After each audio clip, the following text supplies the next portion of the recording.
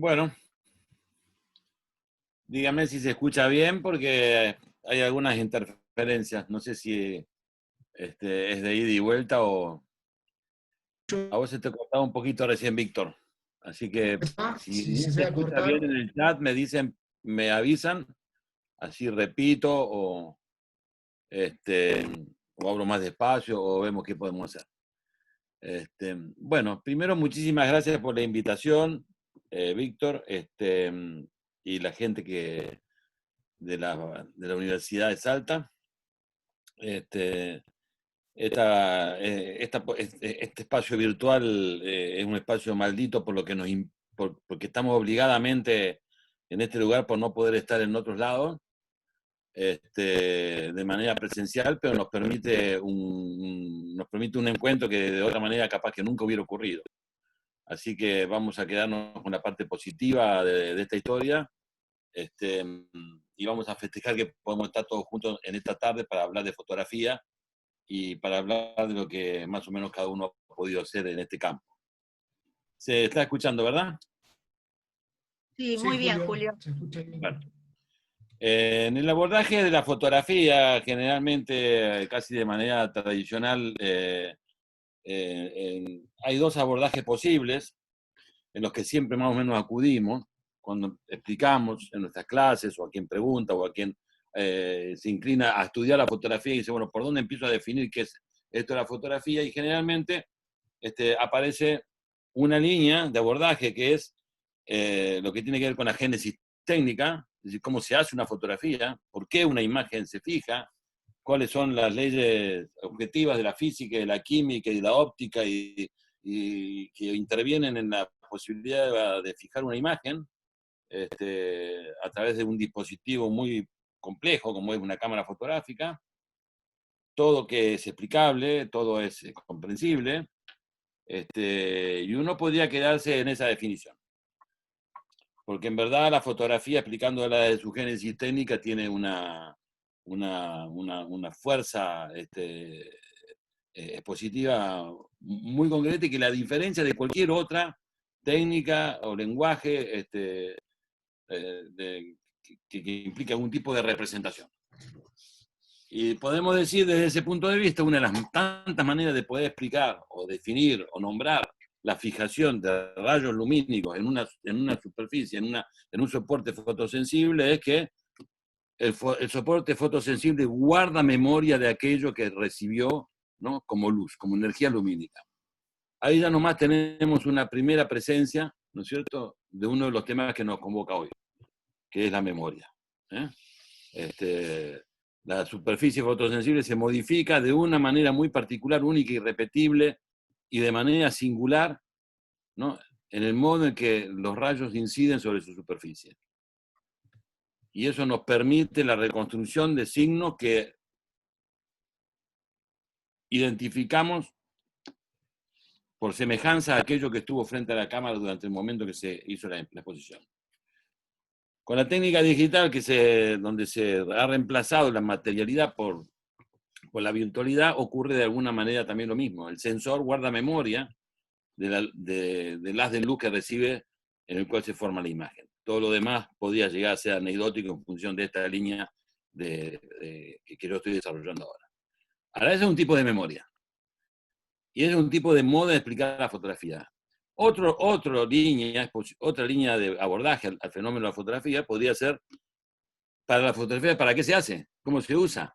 ¿Cuáles son los usos que habilitó la fotografía, que son muy propios de ella también, irrepetibles, irreemplazables y singulares a su propia naturaleza, que solo la fotografía ha abierto como práctica social en algún momento de desarrollo de la humanidad, donde se necesitó cierta acumulación de conocimiento de las leyes de física, química y demás para que esto pudiera ocurrir, pero una vez que el signo se construyó, empezó a circular de una determinada manera y se le empezaron a atribuir valores a ese signo obtenido mecánicamente, ¿no? Que también lo podemos definir, ¿no?, como una memoria.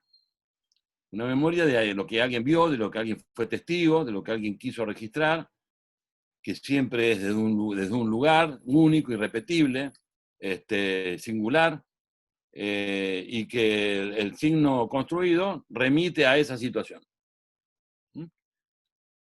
Luego está lo que se le atribuye, o lo que la fotografía fue atrayendo sobre sí en relación a los usos que se le hicieron, de su relación con la verdad, con la objetividad.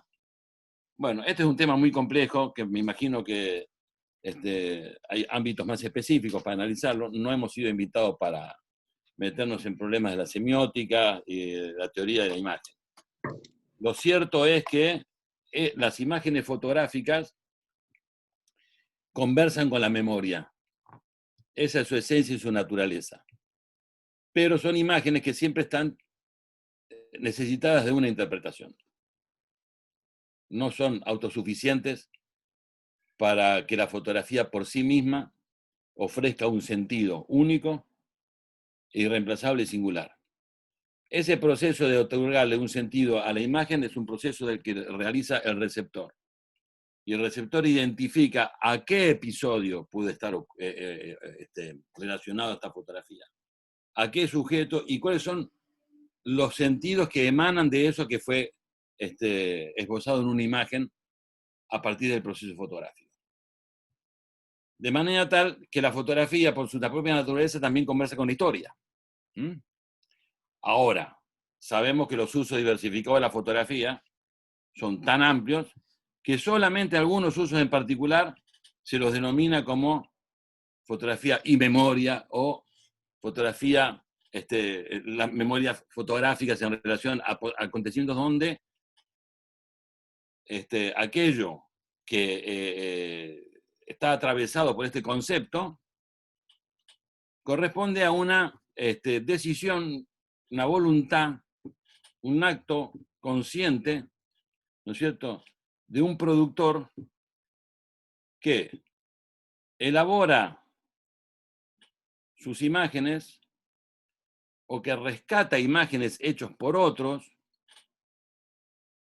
o combina imágenes propias con otras que han realizado para reunirlas y ejercer un acto de memoria que no es ni más ni menos que reponer en el presente un acontecimiento, un hecho, la existencia de ciertos sujetos, pensándolo no solamente como hechos del pasado, sino como cuestiones acuciantes del presente.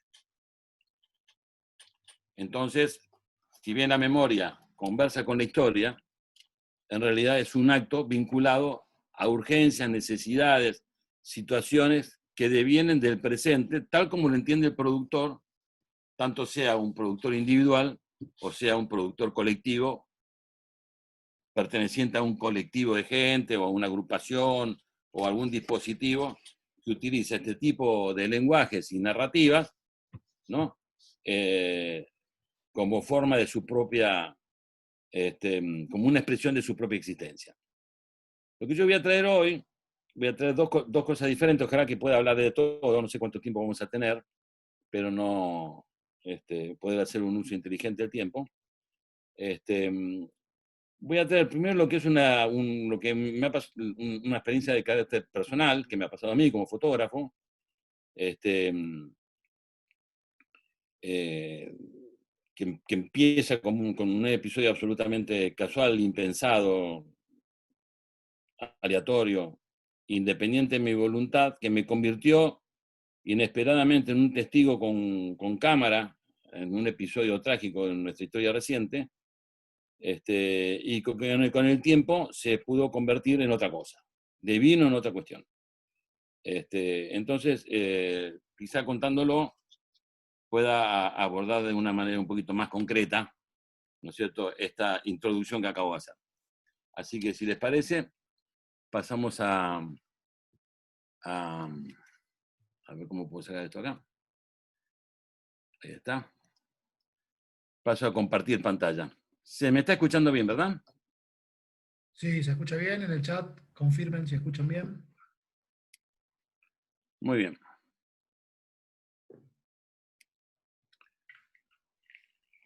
El 18 de julio de 1994, yo me encontraba en en la avenida Corrientes de la capital federal, Corrientes y Ecuador,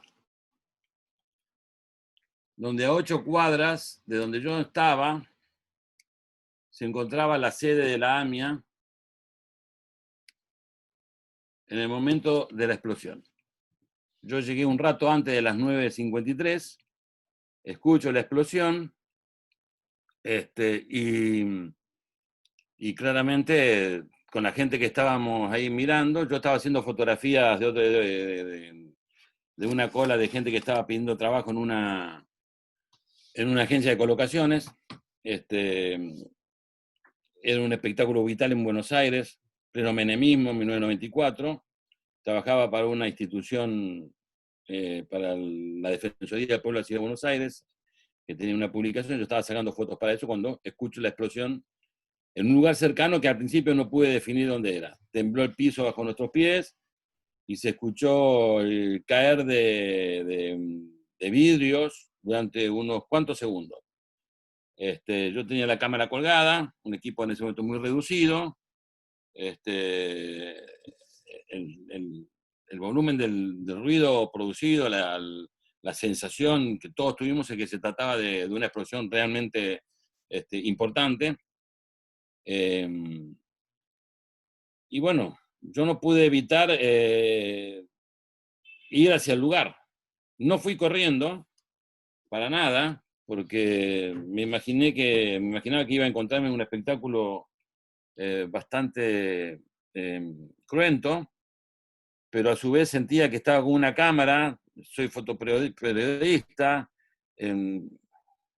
no es el estilo de fotos que yo hacía en ese momento, ni que hice durante mucho tiempo, pero formaba parte de mi campo laboral. Me fui acercando hacia donde iba toda la gente, creyendo que se había tratado de una explosión de alguna estación de gas, que en ese momento proliferaba mucho por la ciudad de Buenos Aires, y resulta que no, que a pocas cuadras de Pasteur y Tucumán, que es donde se encontraba y donde se encuentra la sede de la AMIA, a 4 cuadras de ahí, recién me entero que había sido una explosión en la AMIA. A ese momento era una explosión. A medida que voy caminando, voy encontrando cada vez más evidencias de la fuerte explosión, vidrios rotos, ambulancias que salen y entran, gente que está sentada en el piso, algunos que parecían como aturdidos. Cuando voy por la calle Tucumán, que es perpendicular a la calle Pasteur, donde está la sede de la AMIA, y cuando yo doblo hacia la izquierda, se me aparece el espectáculo de otro país, de otro mundo. De manera abrupta y absolutamente violenta.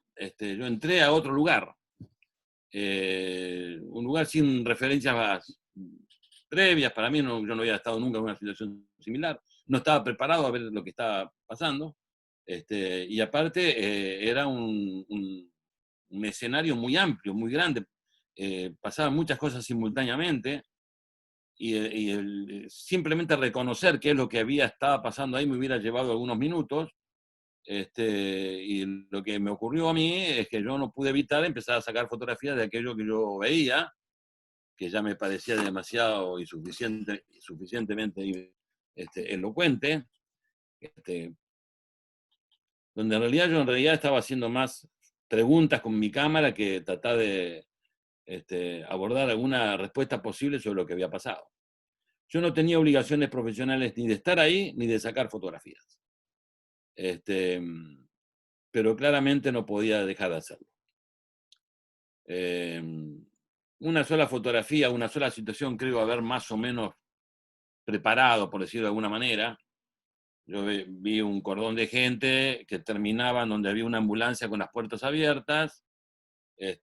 Claramente esa ambulancia estaba esperando recibir algún cuerpo, algún herido para trasladarlo. La operación es para acá va a venir alguien, y no pasaron ni un segundo o 2 segundos que efectivamente empezó a venir un grupo de gente que traía una camilla, y esa fue quizá la única foto que yo pude ver más o menos previsualizado. yo siempre digo, ¿no? Que si a mí, yo después de sacar unos 3 o 4 rollos que saqué, en ese momento yo hubiera perdido los rollos o no hubiera tenido más contacto con ellos, yo no sabría exactamente qué fotos yo saqué. No sabría qué fotos perdí. La única foto que yo recuerdo es esa que acabo de decir. Y después la voy a mostrar porque tuvo una historia singular esa fotografía. Habré estado unas 3 horas sacando imágenes en un estado que yo luego pude haber entendido que era de cierto aturdimiento, cierto azoramiento, como si la situación de alguna manera me hubiera sobrepasado. En realidad, a todos los que estábamos ahí nos pasaba lo mismo, pero bueno, cada uno es consciente, puede percibir sus propias reacciones, y lo que yo sentí como fotógrafo es que tuve algo ante mis ojos y que no supe cómo abordarlo fotográficamente. Cuando yo veo que ya hay más colegas de lo que era conveniente que ahí estuvieran, y que ya estábamos un poco molestando a las tareas de rescate, porque ya se había empezado a organizar, ya se pedía que hubiera silencio, porque se tenía que escuchar si alguien abajo de los escombros estaba pidiendo auxilio, y para eso se necesitaba silencio, y para que haya silencio tenía que haber menos gente. Aparte, no era conveniente que la gente estuviera caminando arriba de los escombros, porque abajo podía haber gente, y había muchísima gente arriba de los escombros. Cuando me di cuenta que no podía hacer nada y que lo mejor era irse, me fui. Y en ese momento, cuando estoy saliendo, me encuentro con Eduardo Longoni, un amigo, compañero, gran fotógrafo, supongo que muchos, si no todos los que me están escuchando saben quién es, que en ese momento era jefe de fotografía del diario Clarín. Él había acudido al lugar, no podía entrar porque el cerco policial lo impidía, y yo estaba adentro queriendo salir y él estaba afuera queriendo entrar. Bueno, dialogamos un ratito, y él, como editor de un diario importante, una de sus tareas también es la de tratar de recuperar las primeras fotos que se hubieran sacado de una situación así, suponiendo que esas primeras fotografías podían otorgar algún tipo de evidencia o un tipo de impacto visual diferente del que ya podían tener todos cuando llegaron más tarde. Yo fui uno de los primeros que llegó. No fui el primero, pero sí fui uno de los primeros que llegó. Bueno, como yo no estaba trabajando para ningún medio y no tenía ningún tipo de obligación ahí, él se interesó por mi material, y yo la verdad que no me veía en la circunstancia de tener que empezar a ofrecer ese material fotográfico a nadie. Estábamos en una época absolutamente analógica, no teníamos el correo electrónico, no teníamos ninguna red social, había que hacer todo a pedal, y en ese momento estaban ya fotógrafos de todas las agencias, de todos los diarios, y cuanto fotógrafo estuviera cerca había ido ahí con una cámara, y la verdad que, hablando crudamente en términos de lo que es el mercado periodístico, era una cosa muy difícil de poder ubicar. Y a su vez yo sabía que mi material podía llegar a tener algún valor porque, bueno, yo cuando empecé a sacar fotos no había nadie. Y la escena cambió en muy poco tiempo. En cuestión de 2 horas eso había cambiado totalmente en relación al momento que llegué yo. Yo debo haber llegado unos 10 minutos después. La caminata de esas 8 cuadras me deben haber sumido unas 10, 15 minutos como mucho. Acordamos en que las fotos las revelara en el laboratorio del diario y las vieran, y si interesaba rápidamente se les podía dar alguna salida, y si no me iban a devolver el material. Yo en ese momento me parecía que era perfecto, me saqué algo que a mí me quedaba en las manos, se lo estaba dando a alguien a quien yo le tenía mucha confianza, sabía que el material me lo iba a cuidar. Bueno, y efectivamente ese material se reveló, y fue así que la portada del día siguiente fue con una foto mía. Esta circunstancia la cuento porque a veces situaciones fortuitas hacen que una fotografía tenga como destino a la tapa de un diario muy visto, ¿no? O la página interior de alguna revista casi ignota. El trabajo del fotógrafo es el mismo, la pasión es la misma, la fotografía puede ser, cualquiera de las dos puede ser buena, buenísima, extraordinaria o nada, pero el hecho de tener una vidriera como es la portada de un libro, de un diario como el diario Clarín, me dio una cierta visibilidad a esa fotografía, y a partir de eso esa fotografía me acompañó durante muchísimo tiempo, porque cada 18 de julio se volvía a reproducir.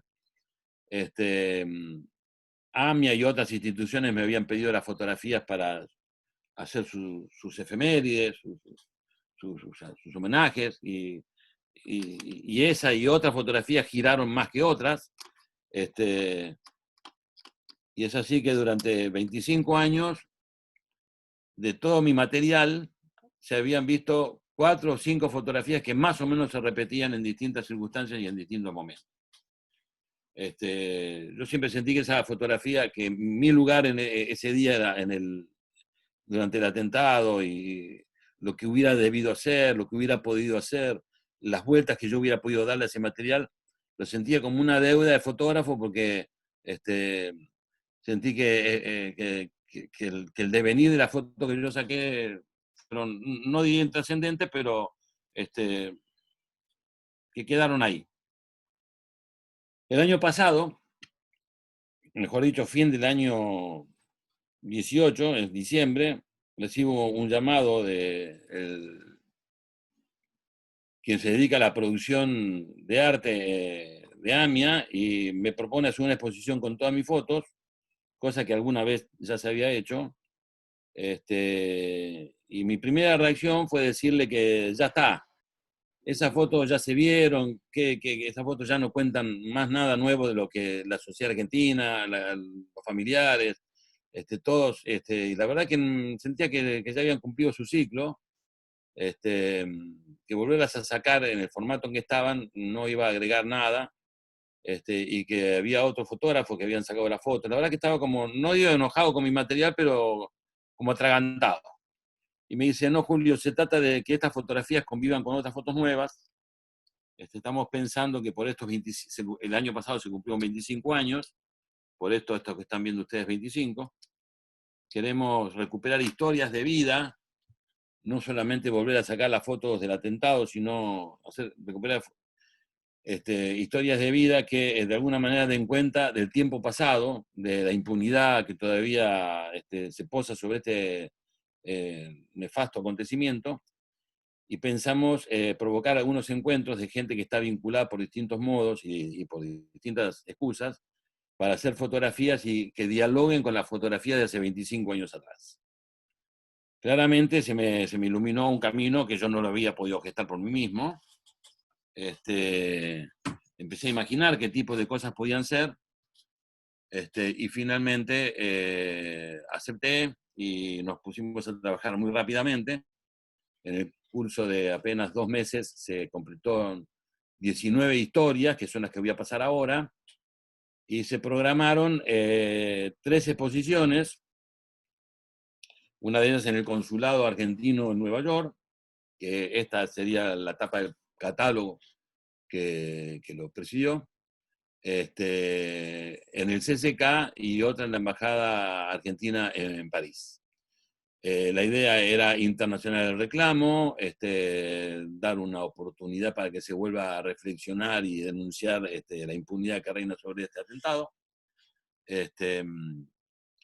Y es lo que voy a mostrar ahora.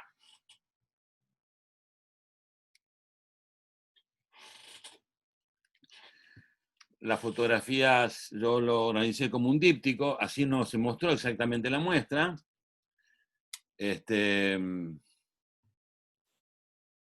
Pero cada una de estas fotografías que estoy mostrando ahora iban acompañadas de otras.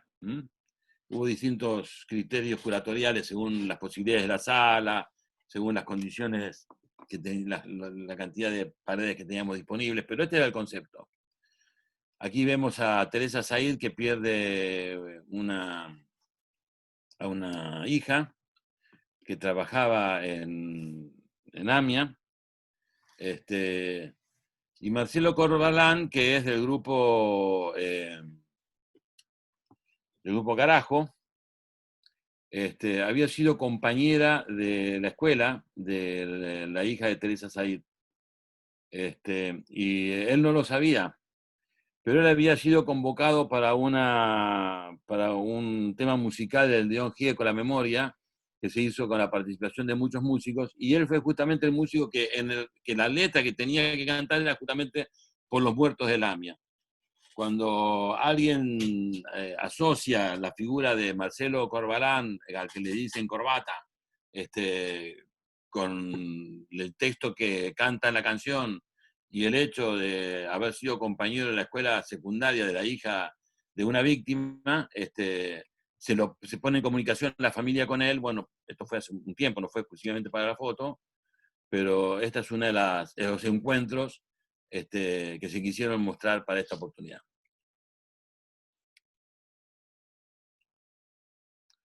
Esto es a propósito de una víctima cuyo nombre no se conocía, era la víctima 85, que no tenía nombre, no se había podido identificar.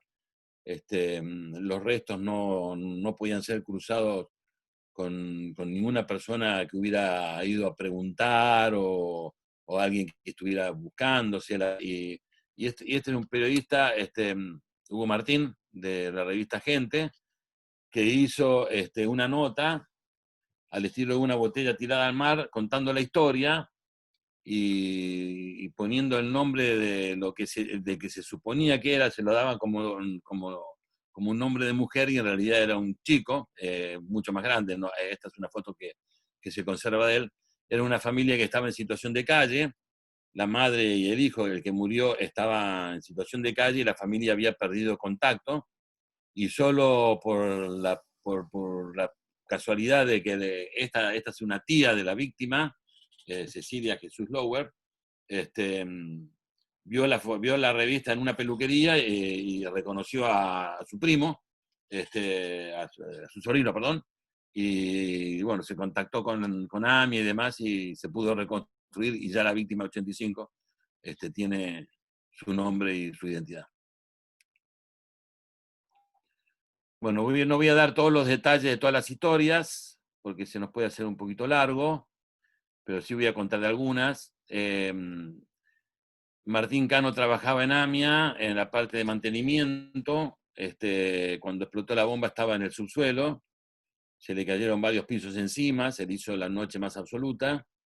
Quedó atrapado con sus piernas aprisionadas y un rato bien largo, cuando ya él había casi perdido las esperanzas de ser encontrado con vida, escuchó voces, escuchó ruidos, él permanentemente gritaba él y un compañero, hasta que al final detectaron su voz, y Fernando Souto es el bombero que primero se conecta por la voz, luego pudieron hacer un hilo de luz para verse las caras.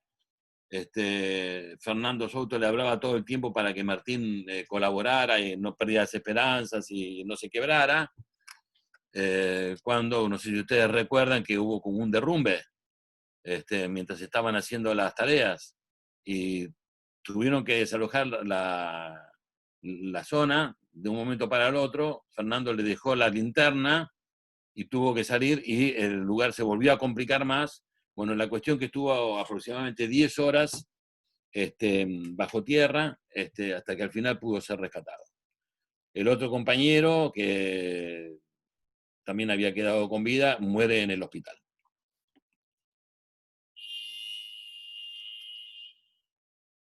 Mirta Satz era una empleada administrativa de AMIA con una vocación artística que nunca hasta ese momento le había dado vuelo. Se la pasaba dibujando y sus dibujos los iba acumulando para hacer alguna vez algo con ellos, pero nunca le había dado otra cosa que ese amauterismo mínimo. Y bueno, cuando fue el atentado, ella estaba en el edificio, no sufrió ninguna herida, ningún tipo de daño. Y a partir de ese momento decidió no postergar más su vocación artística, y a partir de ese momento se dedicó exclusivamente al arte, y ha trabajado mucho con reconstrucciones, justamente, con lo que puede llegar a ser los azulejos rotos en en las demoliciones, distintos tipos de materiales, que ya están directamente desechables, y con eso hace intervenciones artísticas en espacios urbanos. Agustina Galarraga es sobrina de una víctima de AMIA, que era imprentero, estaba con un negocio enfrente de la sede de AMIA, y también se dedica a arte y memoria a partir de su propia experiencia cercana, y ha colaborado en muchas acciones con AMIA, y ese fue el vínculo a partir del cual se propuso este encuentro y se hizo esta fotografía. Es decir, que de lo que se trata es de no solo una evocación del hecho trágico, sino también historias de vida, de resiliencia, de resignificación, de encuentros, ¿no es cierto?, que tienen claramente un mismo hilo conductor, que es la tragedia, es el atentado, son los 85 muertos, más de 300 heridos, pero que a partir de esa historia se pudieron construir otras cosas.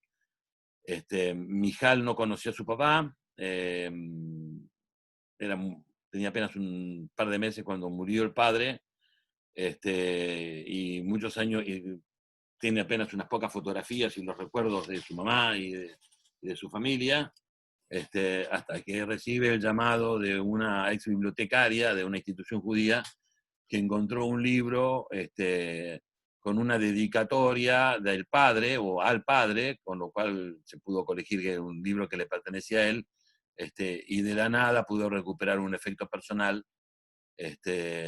Bueno, esta fue la primera fotografía que se hizo para este proyecto. La idea que prevaleció es la de hacer las fotografías en blanco y negro, en un estudio, en un escenario neutro, que no dijera nada a nadie, que planteara un interrogante a quien iría a visitar la muestra, es decir, por qué estas dos personas, qué hacen juntas, qué los une.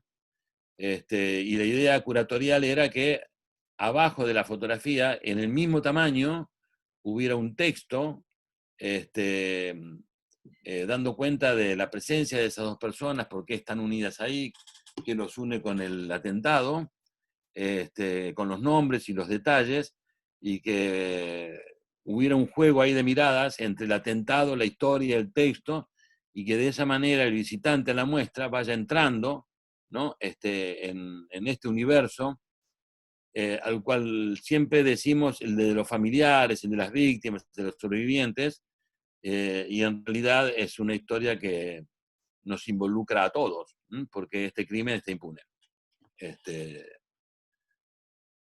Aquí son dos hermanos que cada uno ha perdido. En el caso de Marina y Gustavo, perdieron a un hermano, y Jonathan y Gustavo a una hermana.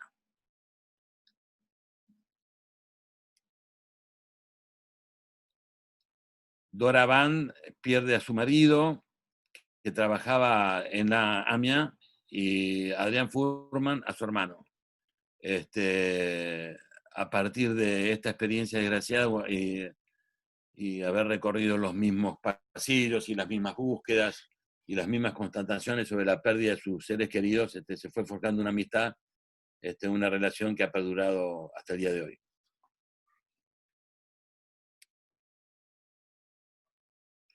Esta es una de las historias más duras que tuvimos que enfrentar, porque la idea fue también no solo mostrar los que pudieron haber sido triunfos sobre la desgracia o sobre el fracaso, las pequeñas victorias que se pueden arrancar a una historia que de victoriosa no tiene nada, pero también quisimos contar donde el fracaso fue total y donde no se pudo, no hay nada bueno para contar, y sin embargo forma parte también de este episodio.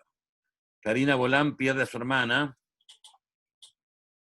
y Pedro Ferraina, un médico muy conocido, médico del Hospital de Clínicas, que es a donde fueron a parar, en primer lugar, los sobrevivientes heridos para sus primeras curaciones.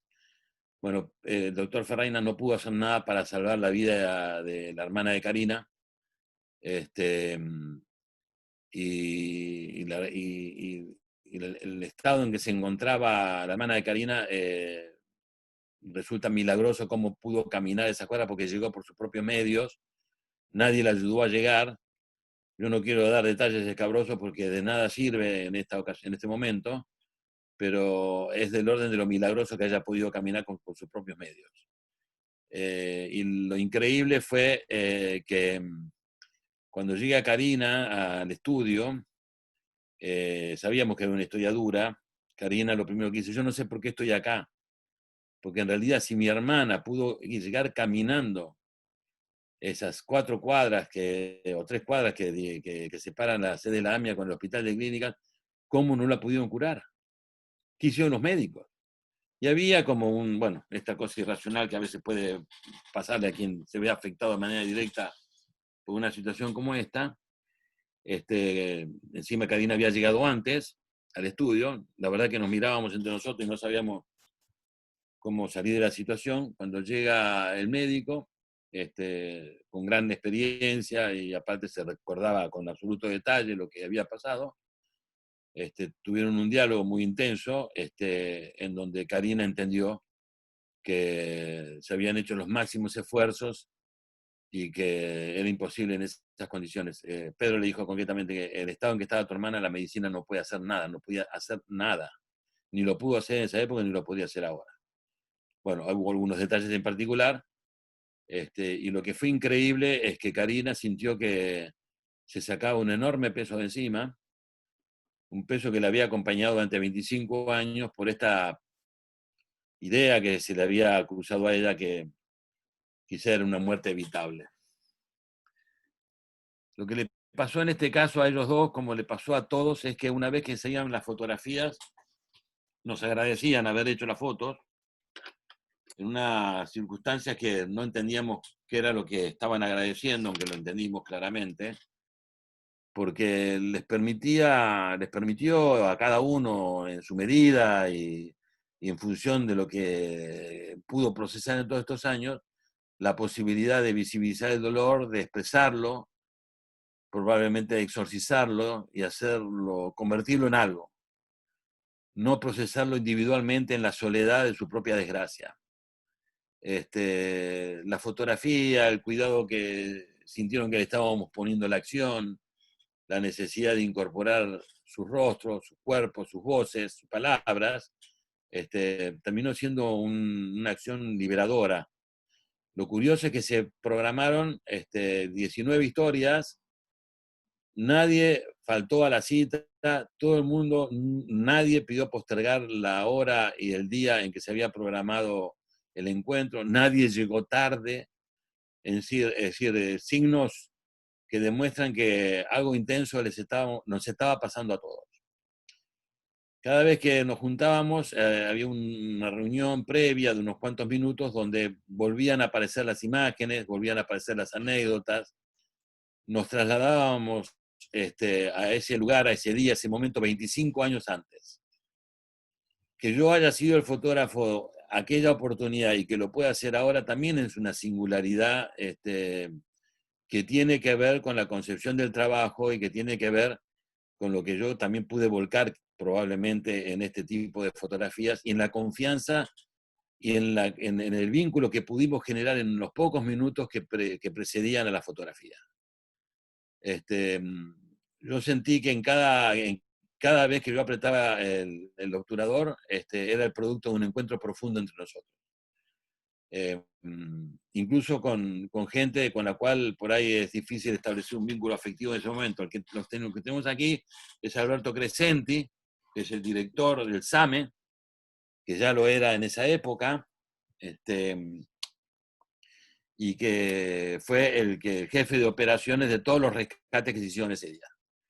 Y a Florentino Sanguinetti era el director del Hospital de Clínicas, que queda a 3 cuadras de la sede de la AMIA, que es donde fueron a parar los centenares de heridos y las víctimas, y también de quienes habían perdido la vida.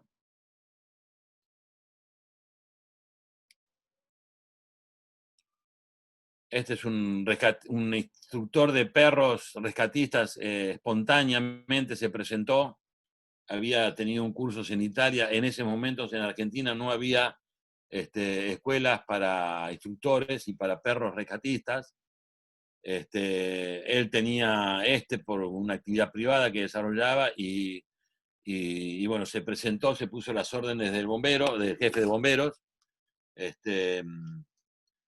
llamado por un amigo que estaba vinculado a la AMIA, y bueno, se puso las órdenes y cuando se presentó al jefe del operativo le dijo, mire, yo tengo un perro rescatista, y dice, ¿y qué sabe hacer? Y bueno, puede descubrir la presencia, bueno, vaya, empiece.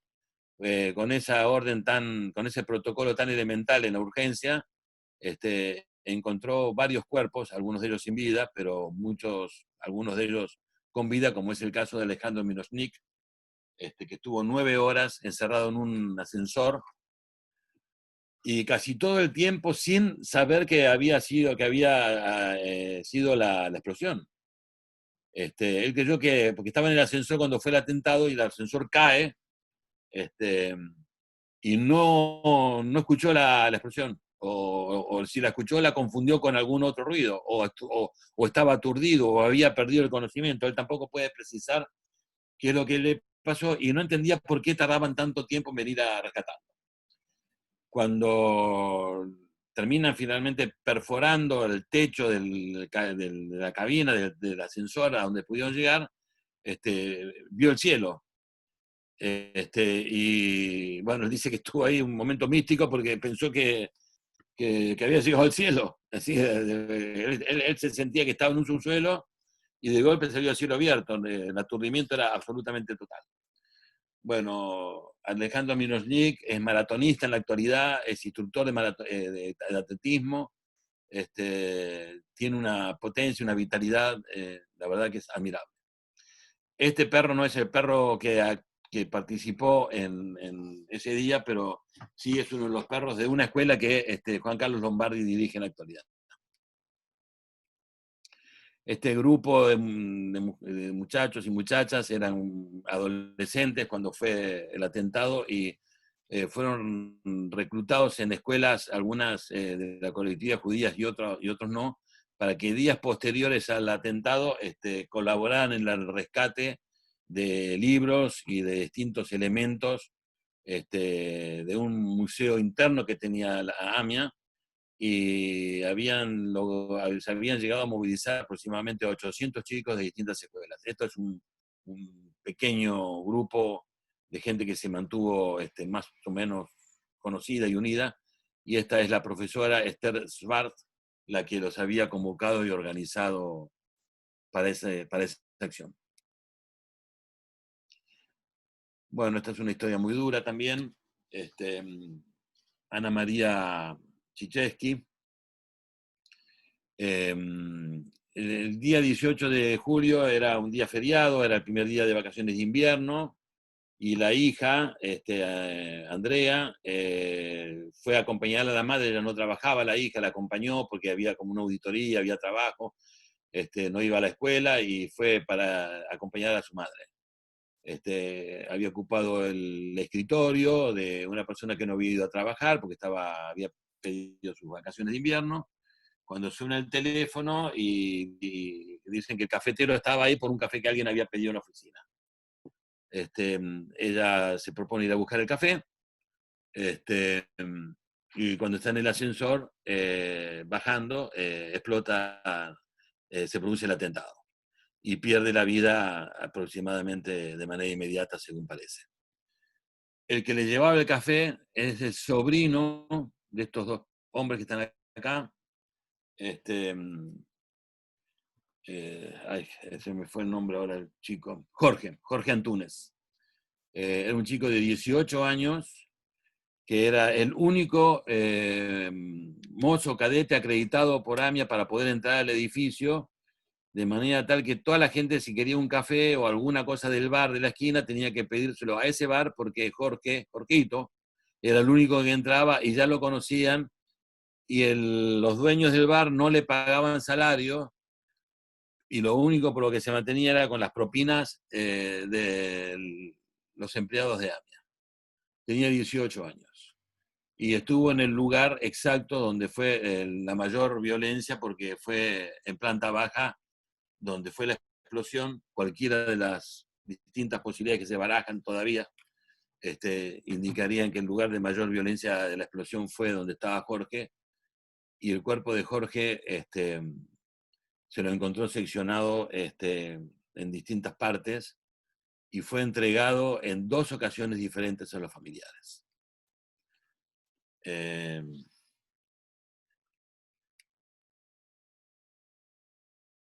Este es un imprentero que tenía una imprenta frente a la AMIA, y este es el cirujano que le reconstruyó la cara. Aproximadamente tenía media mandíbula destrozada, la cara absolutamente desfigurada, y Daniel Osvaldo, que es el médico cirujano, no solo que le pudo reconstruir el rostro, y hoy Humberto Chiesa es totalmente autoválido y tiene un trabajo y tiene una vida social absolutamente normal, y han cimentado una amistad profunda y duradera, ¿no? 3 hermanos que quedan solos y una compañera de la madre, sabiendo esta historia, no los adopta en el sentido de llevarlos a vivir a su casa, pero se hace cargo de su educación, de sus fines de semana, de sus estudios.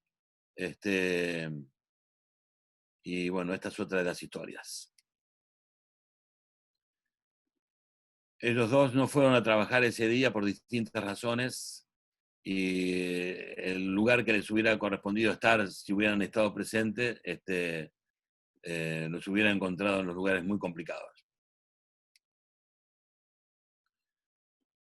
Rosa Barreiros iba con su hijo por la calle Pasteur porque tenía que hacer un trámite en el hospital de clínicas. Ella vivía en La Paternal o en Villa Urquiza, no recuerdo bien. El hijo le pidió ir en subte porque estaba con la historia de los tortugas ninja y de los túneles subterráneos, y bueno, la madre acepta ir en subte, algo que no hubiera podido evitar. Se baja en la estación Pasteur de Corrientes, va por Pasteur hacia el hospital de clínicas, a 20 metros de pasar por la puerta de la AMIA, explotar el artefacto. Pierde contacto físico con su hijo. Cuando logra recuperar el conocimiento lo busca. Cuando encuentra que a unos metros de él se encontraba su cuerpito, no puede levantarlo porque sus brazos estaban en un estado muy lamentable y no había perdido fuerzas, no le respondían. Cuando ve que los bomberos agarran al hijo y la agarran a ella y lo llevan, bueno, en horas de la tarde pudo saber que su hijo había muerto, y es la víctima más joven de los 85 muertos que tiene ese día. 5 años tenía Sebastián Barreiro. Paula Cernadas tenía la misma edad de Sebastián y vivía enfrente de la AMIA, en un 4º, 5º piso. El departamento fue absolutamente dañado, pero ni ella, ni sus hermanos, ni nadie de su familia sufrió ningún daño personal. Y la idea era juntarlos a Rosa, que hubiera tenido un hijo de la edad de Paula, si no hubiera muerto ese día. Y la idea es, digamos, hablar del paso del tiempo, hablar de la vida que no pudo tener Sebastián. Ellas se conocieron ese día y ambas sabían que las historias de cada una obviamente habían aceptado, si no hubieran estado juntas. Y para mí fue el momento más tenso y más difícil de todo el trabajo, porque yo no sabía qué reacción iban a tener, y aparte porque el material que teníamos que fotografiar era un material extremadamente sensible. Rosa iba a recrear de alguna manera la pérdida de su hijo, y iba a ver en Paula el hijo que ya no tiene.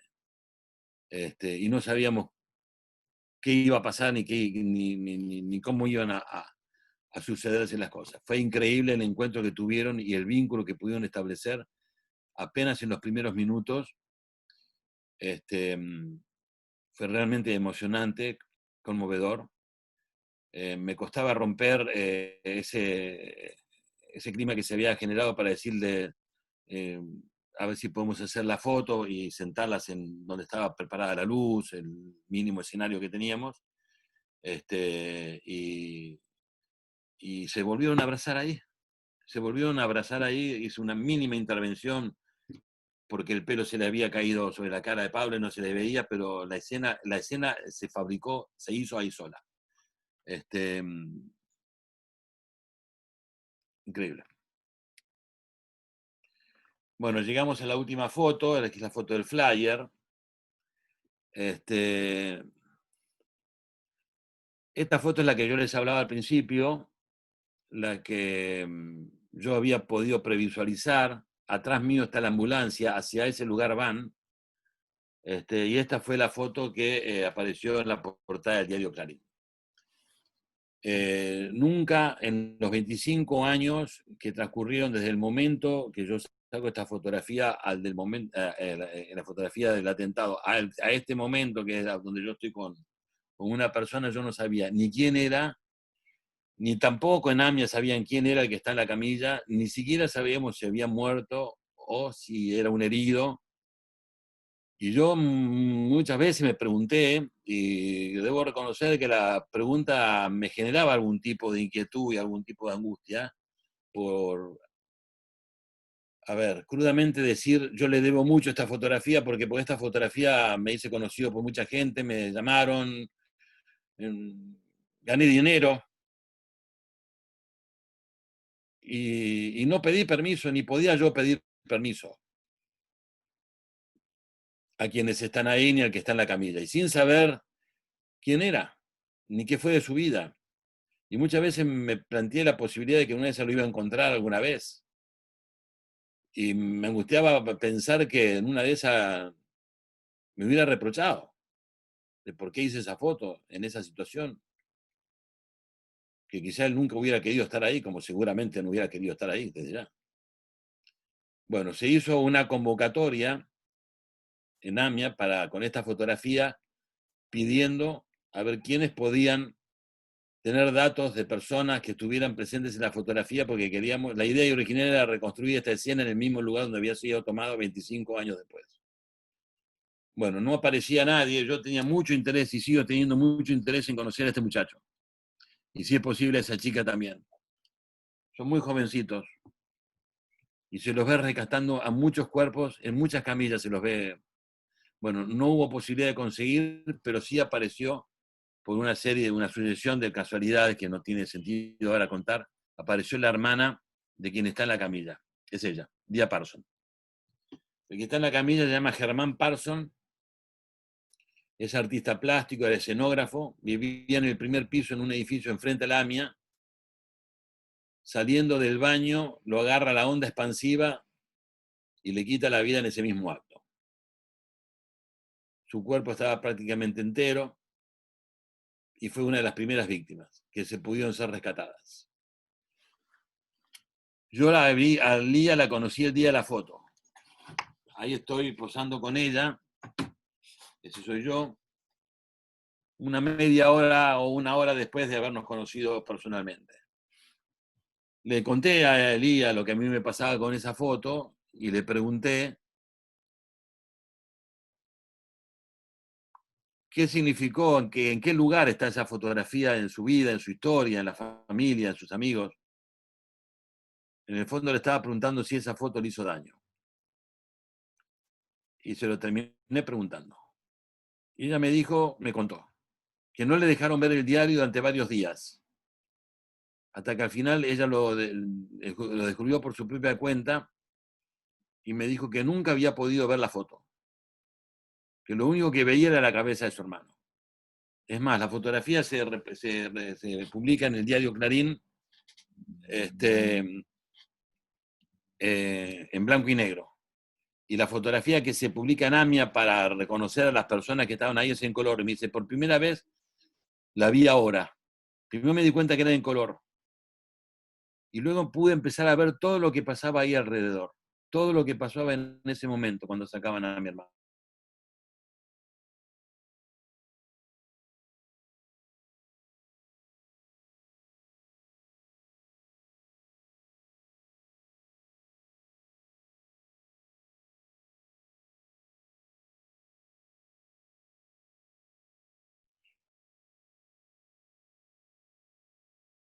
Uy.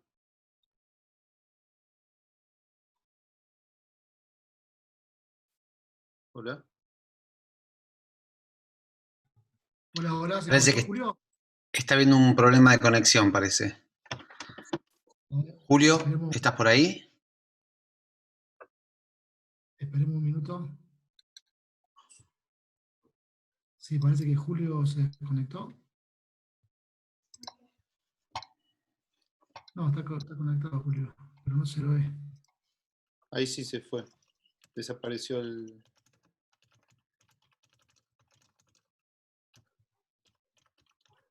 Bueno, la verdad que conmovedor, lo estábamos todos, yo creo, el sitio escuchando, ¿no?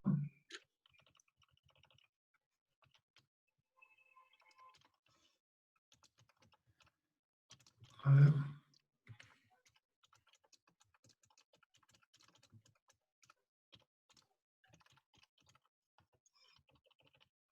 ¿Están llamando o algo? Julio, admitir, ahí está. Ahí está Julio de vuelta, entrando.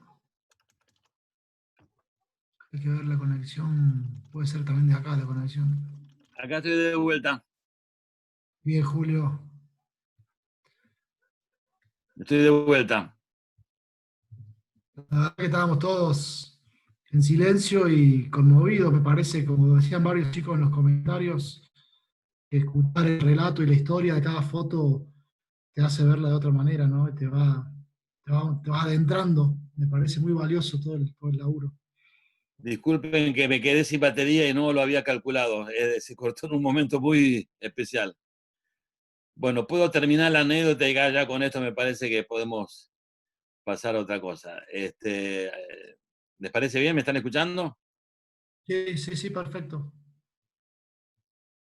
Bueno, lo que me dice Lía es que esa fotografía la ayudó mucho, a pesar de lo contradictorio que pudiera parecer, porque dice, yo con esa fotografía me dio la posibilidad de ver y convencerme a mí misma que aún muerto mi hermano, alguien se ocupó de él, que su cuerpo no quedó merced a sufrir daños ulteriores como le pudo haber pasado a muchos otros, que alguien lo cuidó, lo sacó y lo rescató de ahí adentro. Así que bueno, para mí esta muestra me permitió cerrar 25 años de historia, ¿no? De una historia y volver a repensar todo aquello que sabemos, que creemos que sabemos de la fotografía, el lugar que en la fotografía se aloja en la vida de muchas personas, de una sociedad, de colectivos humanos, porque esas fotografías se expusieron, rodaron. Si me permiten, quisiera mostrar 2 o 3 imágenes para mostrar cómo fue la puesta en... Un segundito, cómo se... Sí, Julio. Muchos están emocionados, varios me comentan que están llorando. La verdad que escuchar tu relato sobre las imágenes es muy Yo la fuerte. verdad que no puedo hablar de esto sin caer en estas situaciones emocionantes porque francamente es esto, es lo que nos pasa.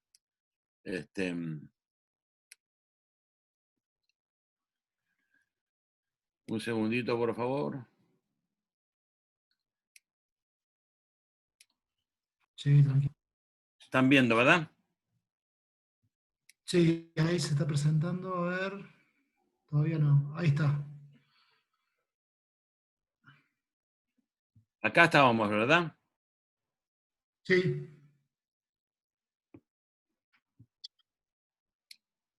Bueno,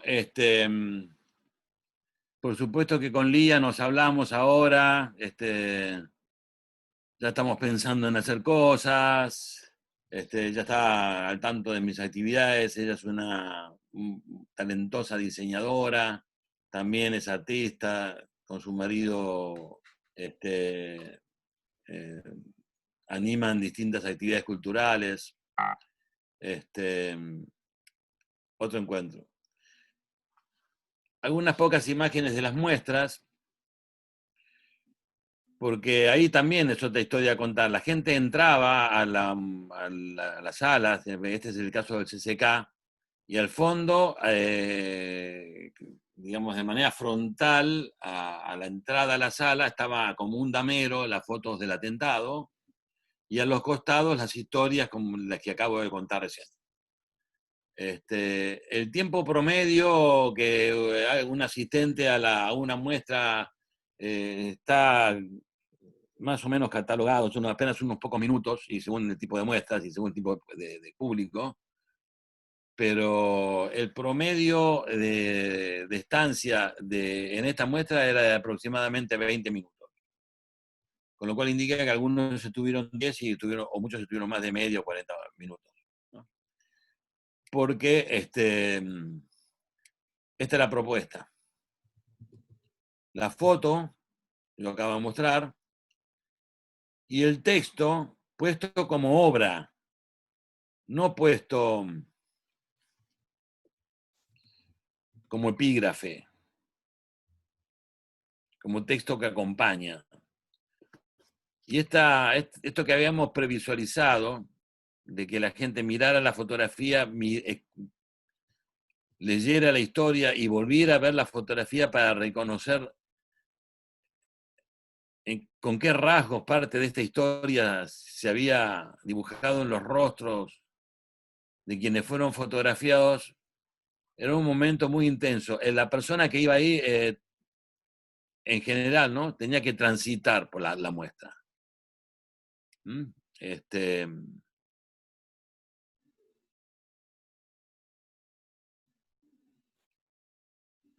Así estaba en París. Y este fue un poquito el sentido de la curación. Bueno.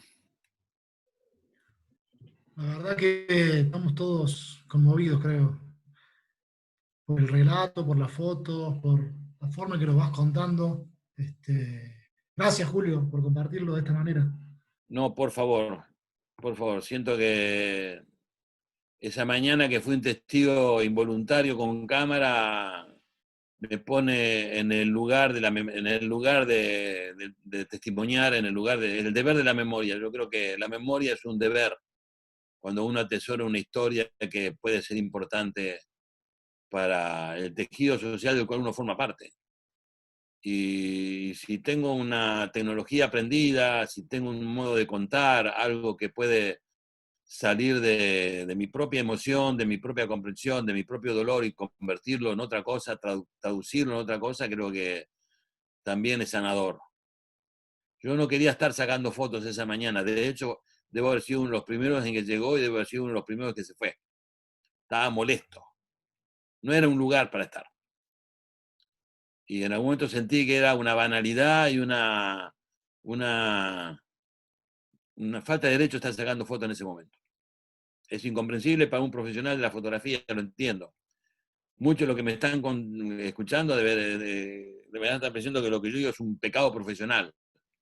Pero eso es lo que yo sentí, eso es lo que a mí me pasó. Y haber podido resignificarlo 25 años más tarde con el lenguaje de la fotografía y con esas fotografías, resignificó hasta mi condición de fotógrafo, por decirlo de alguna manera. Así que gracias a ustedes y la verdad por la atención. Nada, esto es todo. Gracias, Julio. Gracias, creo que estamos todos aplaudiendo y creo que es muy importante esa labor por la memoria y también los recorridos que vos planteás. Me surgen muchas cosas, pero le quiero invitar a Cora. ¿Estás, Cora, por ahí? Así me parece que también la invitamos a la conversación. Me parece que da para mucho, para hablar de de todo tu trabajo y de la vuelta de tener la foto atragantada, como dijiste al comienzo, a que salga en un par de meses este trabajo, que me parece que es un trabajo que va a marcar mucho la historia de la AMIA, en cómo contar, cómo conocer esas historias, humanizarlo. Hay muchos comentarios en el chat, pero me parece, Cora, ¿te parece que enganchemos con lo tuyo y al final hacemos como una conversación entre los dos? Te O si vos propongo querías- un cambio de planes en realidad, Víctor, porque me parece que vale la pena ahora hacer un intercambio con Julio, un diálogo sobre estas fotos, ahora en Bien, caliente, que todos recién lo escucharon, y también me parece que después va a ser demasiado tiempo para encarar una charla de otra media hora con otro tema, así que yo me quedaría hoy escuchando y atenta, sin intervenir, y me parece que da para que sigamos charlando con Julio sobre tu trabajo y después volvemos a ver si hay oportunidad de otro encuentro, pero siento que cambiar sí, ahora radicalmente de tema y no seguir conversando y no seguir preguntando es una pena y que me parece que da la sensación y la onda como para que sigamos conversando sobre este trabajo. ok, de acuerdo, sí, sí, la verdad que estamos todos muy conmovidos, creo, con lo que acabamos de ver y escuchar. Pero te invito a que también participemos de la charla, que no seas solo una espectadora, Dale, sino que dale, también sí, sí, aportes, sí. aportes tus preguntas, tus miradas. Eh, la verdad que Julio es conmovedor, impactante de todo lo que vimos, la forma en que lo fuiste narrando, cómo surge de ese atarantamiento que tenés vos con el laburo y cómo le das una forma en retratos, en dípticos, a contar esta historia y pequeñas historias de cada uno, que se hace una historia colectiva. Creo que tienen como un valor de que no son historias particulares de solamente los que sufrieron en la AMIA, sino de las víctimas o los sobrevivientes, sino una historia colectiva nuestra, y como decís vos, de esta impunidad, y cómo un relato puede reactualizar esa, esa herida profunda que tenemos. Yo tengo, nada, relatos personales. Yo estaba en la casa de mi abuela en Salta, eran vacaciones de invierno, y me acuerdo la cara de mi abuela, de mi bobe, que también tenía hermanos en Buenos Aires. Este, y creo que a cada uno lo interpela de diferentes maneras. Creo que tiene mucha potencia visual el modo del díptico que encontraste junto con el texto, que le da mucha potencia al trabajo. No sé si siempre lo pensaste así o tuviste mucho tiempo, o en realidad, ¿cómo llegaste a decidir que sean dípticos? Acá hay un eslabón que es invisible, pero es visible al mismo tiempo, porque en todo este proyecto estuvo omnipresente el curador del Espacio de Arte de AMIA, que tiene una gran experiencia como curador, porque fue curador en el Centro Cultural Recoleta, ha hecho algunas exposiciones antológicas de grandes fotógrafos argentinos, y es el encargado de año a año de recrear estrategias y modos de volver a abordar la temática con el lenguaje del arte, uniendo arte y memoria. Y este proyecto anidó inicialmente en su cabeza, y él pensó en mí. Mi primera reacción fue rechazar el ofrecimiento, porque me parecía que era un exceso volver a sacar esta misma foto 25 años más tarde para no decir nada nuevo con ellas. Y fue él que me fue entrando en el proyecto, yo lo entendí inmediatamente, y la producción de las historias, si bien fue todo concertado y hubo algunas que preferimos no abordar, es más, se había pensado 25 historias por 25 años. Cuando llegamos a la fotografía, a la historia 19, los dos nos dijimos, ya dijimos, ya está acá lo que queríamos decir. Resulta el juego con la aritmética a veces puede ser muy, muy interesante para producir ciertos efectos, ¿no? 25 años, 25 historias, muy marketinero, pero la verdad que hubiera sido atosigar más sobre el asunto, hubiera sido un exceso incluso, y en parte también ya estábamos agotados, porque cada uno de esos encuentros dejábamos un jirón nuestro ahí adentro, porque por el vínculo que se producía con la gente que venía. Así que yo quiero decir enfáticamente, yo hice las fotos, yo puse mi mirada, puse lo que tenía que poner, pero si no hubiera sido por la providencial propuesta que a mí me hicieron, es probable que yo todavía, que esto nunca hubiera sido, no hubiera tenido lugar, hubiera sido otra persona, hubiera sido otro y el trabajo hubiera sido mejor, el mismo, no sé, no puedo especular semejantes cosas. Y también esto deja una enseñanza, ¿no? Es decir, los actos de memoria en general no son actos individuales. Por muy individual que sea uno que pone el cuerpo, o que pone una idea, o que pone todo, siempre está asumiendo algún valor que se comparte socialmente. Pues la memoria es una acción de la voluntad, es una acción de intervención. Se hace para un algo, y se hace hoy, y se hace para hoy. No es un acto que se consume por sí mismo.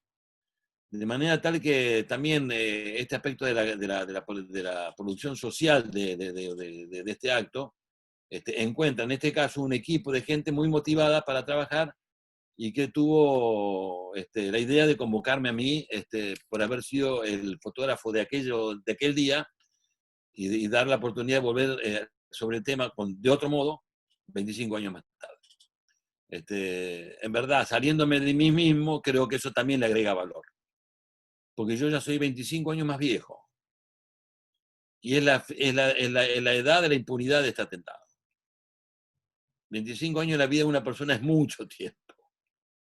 Y también habla de eso, ¿no? Didi Huberman dice que las fotografías siempre hablan del tiempo, ¿no? Y Didi Huberman si sabe algo y ha escrito algo en relación a la memoria, ¿no? De la fotografía. Así que por ahí andamos.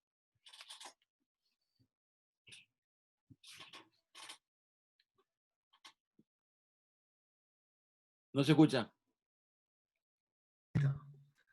No, muy enriquecedor también tu relato de todo el proceso y la construcción y de tus guías y venidas con la foto y de ese sentimiento con el registro de haber sido testigo pero no haberlo querido ser, y cómo se puede encontrar también esto de decir vos en el curador o en la persona que te convoca y ver que se puede contar algo nuevo, que se puede actualizar esa temática que yo creo que está en Argentina. eh, Puta madre. Cotipu. Cotipu.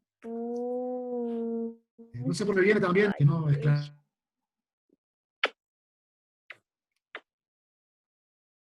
esclarece y cómo las imágenes y Se corta. las Víctor, imágenes, probá de salir y entrar otra vez, porque se corta mucho tu voz, querido.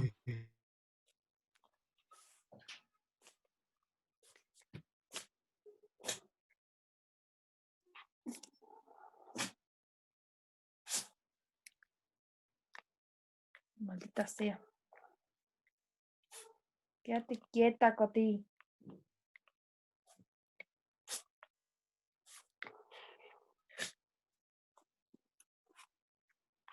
hubo una desconexión de todo. Estabas como que no se te escuchaba nada.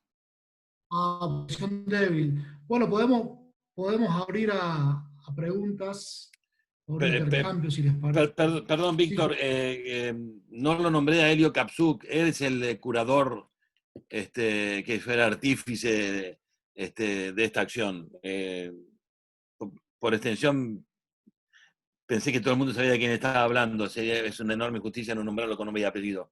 Helio Kapsuk se llama, es el que estaba ese día en la charla que vos habrás escuchado aquel sábado por la tarde. ¿Mm?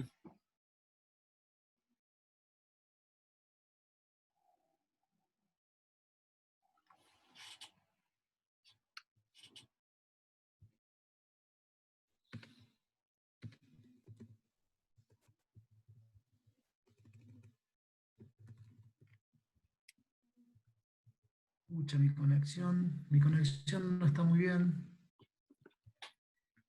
Hola, hola. Sí, ¿Se me escucha ahí? ahora sí. A veces mi conexión como que va y viene por eso. Está bueno, Helio, sigue que lo vi en la charla que hablaban los dos juntos. Ajá.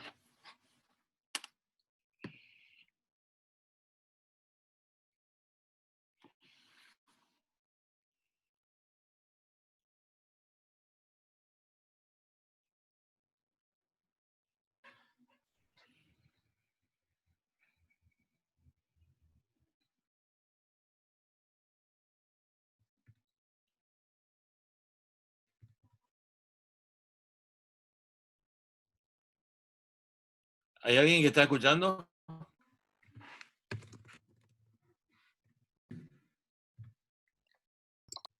Sí, sí, sí, Julio, yo te escucho bien. Ahí se escucha bien. Lo perdimos a Víctor por un rato. Ahí estoy, Sí. Santi. Ahí está Víctor, sí. ¿Estás? Sí, por ahí Capaz que lo que tengo una tiene que hacer conexión. Víctor es salir y volver a entrar. A ver, hago eso.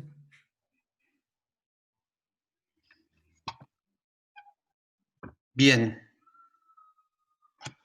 Julio, acá ¿querés que te transmita alguna de las preguntas que han hecho por el chat? Por ejemplo, Pablo Tesoriere dice, me gustaría, Julio, que hables de la situación en el set con los familiares. ¿Cómo manejás como fotógrafo el tema del dolor? Sí puede ser cortito, porque hay varias preguntas, pero bueno, eso me parece que es muy interesante poder trabajar esa relación que tiene él o la fotógrafa con las personas que tiene enfrente y que tiene que dialogar mientras hace fotos.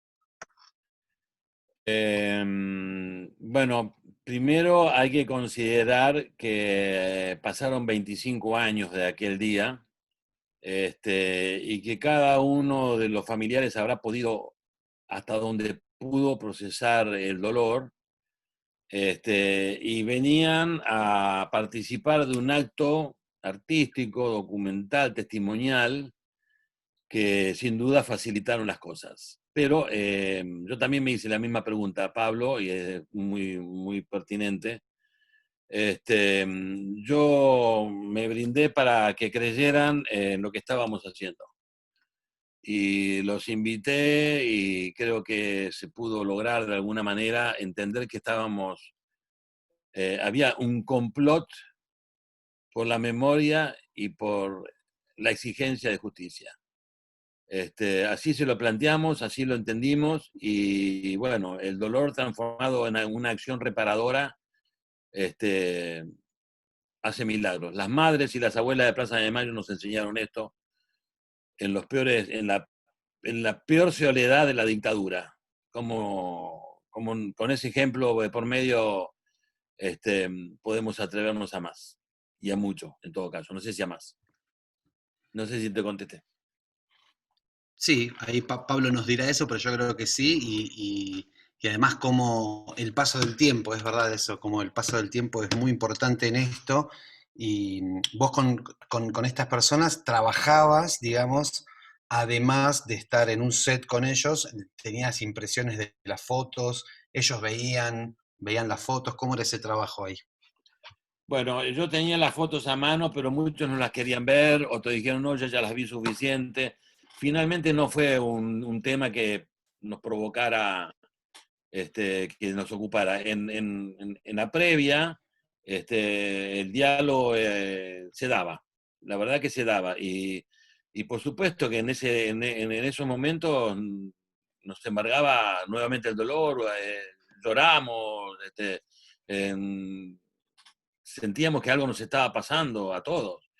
Y en el fondo cuando pensamos en qué tipo de escenario tenía que tener esta fotografía, en algún momento se pensó ir a algún tipo de locación para que la locación Sí. dijera algo en relación al proyecto. Y llegamos por decantación a que no debía haber nada, en la mayor austeridad, la mínima anécdota, que no hubiera nada que indicara qué hacían estas personas frente a una cámara fotográfica.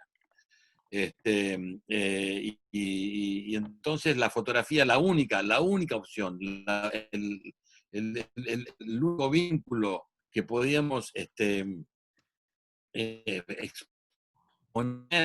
entre esas personas intentadoras el vínculo que podía producirse entre fotógrafo y fotografiado. Sin ese vínculo profundo de confianza y de entrega para la coautoría de una fotografía, no hubiera podido ser posible esa fotografía. De hecho, quiero decir, tengo muy poca experiencia de fotografía en estudio. Para mí es un ámbito en el cual no me siento absolutamente seguro. Es más, fui al estudio de un amigo, yo no tengo estudio fotográfico, fui al estudio de un amigo, un gran fotógrafo, Silvio Sucheri, y le pedí que por favor fuera mi asistente en el tema luz y todo lo que yo podía no tener en cuenta en ese momento, porque mi tema era vincularme con quien a quien iba a fotografiar. Ese fue el trabajo. Bien, perfecto. Sí, sí, sí. Muy interesante ver cómo 25 años después puede pasar otra. Te hago otra pregunta que están haciendo acá por el chat, que tiene que ver más con una perspectiva desde la producción del día del atentado. Dice, ¿cuál fue el tiempo que estuviste presente en el lugar? ¿Cuántos rollos usaste? Si disparaste mucho, si tenías posibilidad de ir a comprar más rollos, sí o no, o ya venías cargando con eso. Esta pregunta la hace Marcelo desde Salta. Marcelo, yo estaba sacando fotos en la cámara, tenía blanco y negro, era una FM2, tenía solo un par de lentes, no tenía flash, cosa que me hubiera venido bien porque era en horas del mediodía, me hubiera venido bien un flash. Ahora dicho esto es una estupidez, pero en ese momento lamenté no tenerlo. Yo cuando llego al escenario todavía tenía cargada la cámara blanco y negro, por eso algunas de las fotos que pasé recién están en blanco y negro, porque originalmente son negativo blanco y negro, y cuando termino ese rollo me pregunto qué hacer. Yo tenía diapositivas en mi bolso y decidí hacerlo en color. Habida cuenta que del color se puede regresar al blanco y negro por si alguna decisión de índole significativa tenía que ser la foto en blanco y negro, pero el camino a la inversa no se puede hacer y en ese momento pensé que era mejor tener en color y no. Y tenía diapositivas que yo no sé qué edad tenés vos, Marcelo, y qué edad tienen muchos los que me escuchan, pero la diapositiva de color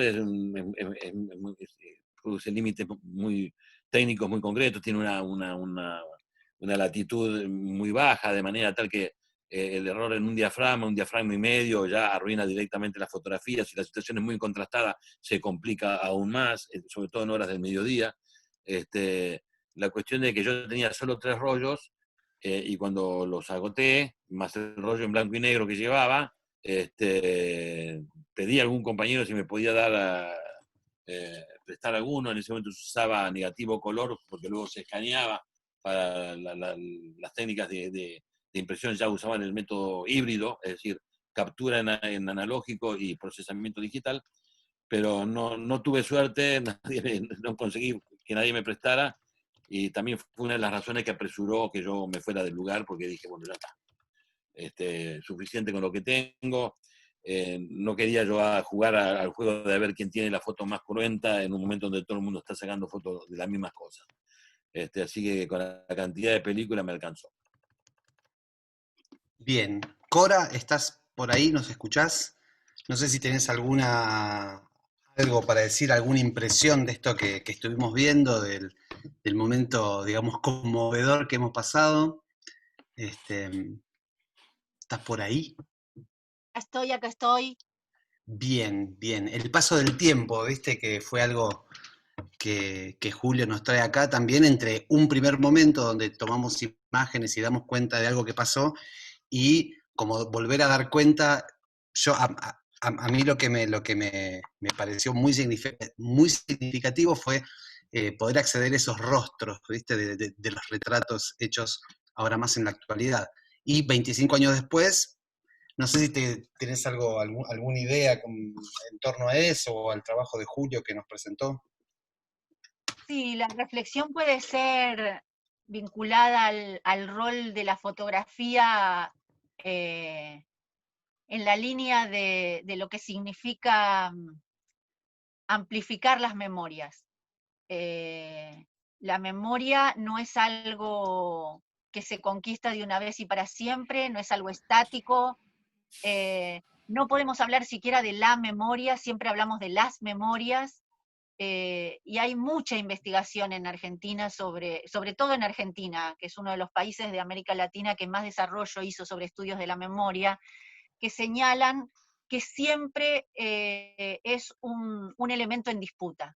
Por un lado, no hay historia sin memoria, ¿no? Podemos ver desde el esfuerzo de Hollywood para reformular quién ganó la guerra de Vietnam, por ejemplo, ¿no es cierto? O sea, hay una lucha entre la historia y la memoria, en donde las disputas por la memoria y por cómo se define la memoria resignifica la historia. Esto daría para mucha discusión, no la voy a ampliar ahora, pero en ese sentido, toda situación donde hay disputas por la memoria, lo que hay son lo que llamamos emprendedores o activistas por la memoria, ¿no? Desde, si hablamos de las disputas alrededor de lo que fue la dictadura militar, bueno, ¿quiénes son las madres de Plaza de Mayo? ¿Quiénes son las abuelas? ¿Quiénes son los hijos e hijas? Etcétera.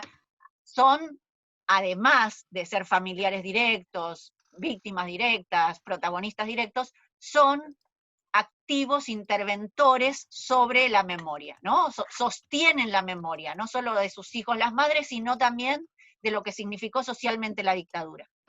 Entonces, en esas disputas hay actores centrales y hay instrumentos, herramientas fundamentales. Lo que está haciendo Julio con las fotos de la AMIA es ser un activador de la memoria por la AMIA, lo que nos pasó a todos hoy escuchándolo, esta emoción, este conocer historias que no conocíamos, este volver a ver fotos que por ahí ya vimos, pero mirarlas con nuevos ojos, etcétera, reactiva lo que fue el fenómeno de la AMIA, pero además reactiva lo que significa la impunidad en un caso como ese, ¿no? Yo pensaba desde la improvisación para el rescate, ¿no? Esto que Julio mismo contaba, la gente arriba de los escombros, que aparece uno que tiene un perro, pero porque lo tiene de casualidad y no porque haya una organización al respecto. Bueno, todo eso que además con los años de impunidad que tiene este caso, seguir reactivando, el conocer que había hasta muchos años después una víctima que no se sabía el nombre y que era una persona en situación de calle, el conocer la historia del nene de 5 años que fue porque justo quería ir en subte por las Tortugas Ninja, o sea, esta humanización del caso te hace entenderlo de otra manera. Y esto es lo que pasa cuando hay emprendedores o activistas por la memoria. Me parece que ahí hay algo muy importante que se da en todos los casos, ¿no? Pensemos en la gente que sostiene las luchas por las muertes en el 19 y 20 de diciembre del 2001, lo que fueron las víctimas de los gatillos fáciles, ¿no? Que siempre son amigos, familiares, ¿no? Las víctimas de los femicidios, como ahí son las familias, los hijos, las madres, los padres, los amigos, las vecinas que sostienen esas memorias. Entonces, me parece que es muy importante pensar y estudiar esto, porque la fotografía es una gran aliada en ese sentido de las luchas por la memoria, ¿no? Que permite ampliar los reclamos, permite amplificarlos, permite detenerlos en el tiempo para volverlos a mirar, ¿no? Esto que hoy hicimos acá con las fotos de Julio, volverlas a mirar y volverlas a resignificar, este retrabajo que hace él con los familiares, creando nuevos vínculos. Está acá presente Pablo Tesorieri entre el público, que también viene haciendo un trabajo impresionante con víctimas de accidentes de tránsito, con víctimas de gatillo fácil, ¿no? O sea, ahí podríamos, Pablo, estaría buenísimo que vos intervengas también. Pero, insisto, me parece acá muy, muy importante recuperar el rol de la fotografía como herramienta y de los artífices en la lucha por la memoria, porque siempre en la historia hay una disputa por los acontecimientos, ¿no? Pensemos cómo hoy se disputa el contar lo que fue el macrismo. ¿Cómo vamos a contar lo que estamos viviendo en la pandemia, ¿no? Digamos, yo justamente la intervención venía a contar un poco de esas cosas.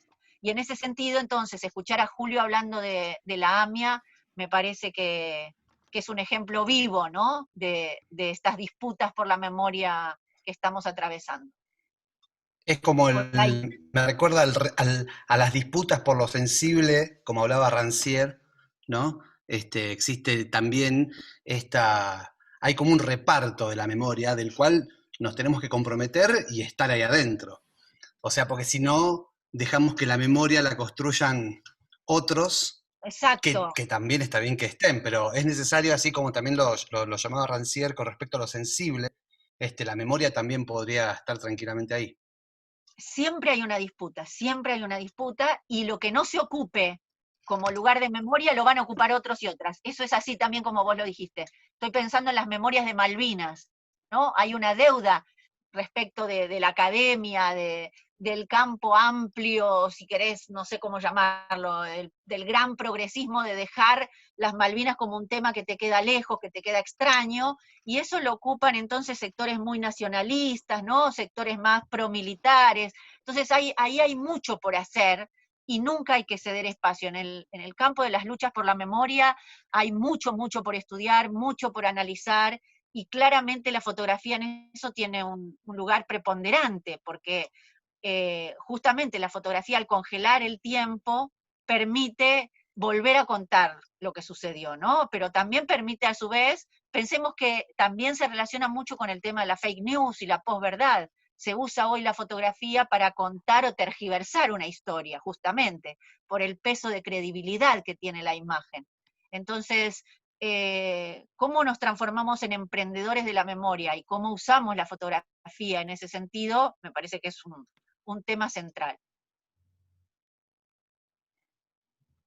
Bien, Julio, bueno, ya estamos en 1 hora 45 de charla. Yo me imagino que están posiblemente un poco cansados nuestros invitados de lujo del día de hoy, pero bueno, no sé si quieren, si Julio tenés algo a decir con respecto a lo que dijo Cora, y empezar como a ir agradeciéndoles esta participación a ustedes y también a todos y todas las que están conectados.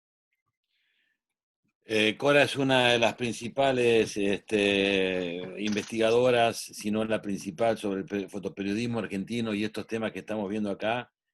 La verdad que es un honor sus comentarios, que iluminan un poco más, nos dan instrumentos para entender y leer lo que muchas veces tenemos delante de nuestros ojos, y sus secretos no salen tan fácilmente. Acaba de publicar un libro que va a ser referencial también en el abordaje de nuestra profesión, de esta actividad que es la fotografía periodística y documental. Yo creo que no puedo agregar nada significativo a lo que ella ya pudo decir, pero en algún momento me distraje apenas 2 segunditos y pude ver los chats que hay, y simplemente quiero retribuir a todos y cada uno de ellos los comentarios que me envían. Se los agradezco de corazón, me hace muy bien escucharlos, y para mí es muy importante poder contar mi experiencia, no porque hable de algo que me corresponda a mí, sino porque entiendo que las circunstancias hicieron que pueda estar en este lugar hoy dando explicaciones sobre algo que quizá que si no fuera por un acto fotográfico, hoy no estaría presente acá, que es un atentado donde mueren 85 personas, donde quedan más de 300 heridas, y una impunidad que terminó por escribir la página más negra de nuestra historia, de nuestro Poder Judicial, donde todavía se discute si debe ser reformado o no debe ser reformado, hablando de en qué oportunidad debe hacerse o no, llevándolo al barro del juego chico, cuando debe ser un imperativo impostergable de toda la sociedad argentina, porque esa es la cuestión de fondo. Acá la historia no soy yo ni son las fotos, en verdad se los digo. Les agradezco enormemente todas las palabras de cariño que he recibido a través de su chat. Acá lo importante es que este acto, incluso este acto fotográfico, tenga alguna significación en nuestras vidas cotidianas. A donde podamos llevemos esto, porque es necesario que así sea. Una impunidad trae otras impunidades. Si se hubiera dilucidado como tenía que haber sido el atentado de la AMIA, es probable que no hubiera habido Santiago Maldonados en nuestro país. Es una afirmación muy difícil de poder sostener, pero en todo caso es por ese lugar a donde hay que ir. Tampoco tendríamos Facundos ni Luciano Arruga, ni Sebastián, no son todos los Sebastianes que hay por ahí, ni los Brian, que enlutan todos los días nuestra historia cotidiana y que llenan páginas en los diarios, mientras el Poder Judicial está ahí. Creo que este es el sentido profundo de esta convocatoria, y discúlpenme que los meta en algo que por ahí no era el motivo, pero que esta emoción que nos ha recorrido a todos nos sirva para algo. Esto es y en función de eso quiero agradecer nuevamente la invitación. Creo que está Víctor en línea nuevamente por si quiere ir cerrando. De mi parte solo agradecerles y le doy el paso a Víctor. Agradecidos todos, creo, Julio, me parece muy relevante el trabajo en sí mismo, el modo en que lo contás, está llamado a seguir presentándolo en diferentes clases, con estudiantes, en diferentes lugares del país, poder volver a hablar de este tema, me parece que es una forma como decía Cora, de activar la memoria, activar que no puede ser impune, que no podemos vivir tranquilos con esto, y esto, como decís vos, lleva a otros hechos, marcar claramente que estas injusticias las vamos a seguir recordando y que la memoria va a seguir transformando, como decís vos, y mutando a acciones que nos llevan a pensar y a también hacer y a accionar y a exigir que la justicia cambie, que haya algún tipo de respuesta, que no sea lo que es. Creo que nos lleva a hablar de un montón de cosas. La verdad que superó ampliamente toda la expectativa por la emoción de ver tu trabajo y escucharte. Muy buena participación. No sé si quieren, alguno quedó pendiente, si Pablo Tesoriere quiere decir algo, algún otro más. Dejamos unos minutos para hacer unas preguntas o comentarios antes de cerrar. Hola, ¿qué tal? ¿Me escuchan? Acá Pablo. Sí, Pablo, te escuchamos. No, simplemente, primero, nada, decirle a Julio que el trabajo que ha hecho él es impresionante, y contar una anécdota un poco de esta idea de memoria y de construcción de memoria. Yo visité la muestra de Julio en el CCK al principio, en la inauguración, que ahí me encontré con Julio, con Cora, y volví a ir una semana después con mis sobrinos, y curatorialmente la idea esta de un poco contar las historias que tengan la misma presencia, la parte escrita que las fotografías, hizo que mis sobrinos, chicos de 10, 11 años, sepan qué fue la AMIA, y ahí está un poco la idea de construir memoria y seguir construyendo memoria. Me parece que en ese sentido el trabajo de Julio se resignifica continuamente. Hoy lo volvió a hacer de esta manera online, y lo hizo en el CCK el tiempo que estuvo. La cantidad de gente joven que visita los espacios hacen que la memoria esté abierta y esté todo el tiempo en construcción. Ese pequeño aporte quería tener, nada, felicitarlos porque realmente fue muy emocionante. Bueno, gracias, también está bueno recibir los comentarios. ¿Algo más que quieran comunicar, decir, si no comentar? Creo que quedamos todos como con una conmoción, creo, Julio, que genera el trabajo, que es impactante. Bueno, me da un poco de pudor pensar que teniendo a Cora presente en la sala, no uso de su... Así que por toda la tienda que quedó en el tintero, quizás ustedes podrían andar pensando ya en algún otro encuentro, así circulan otras voces en torno a esto, ya que nos ha atravesado de alguna manera. Por supuesto, Y no agradecer.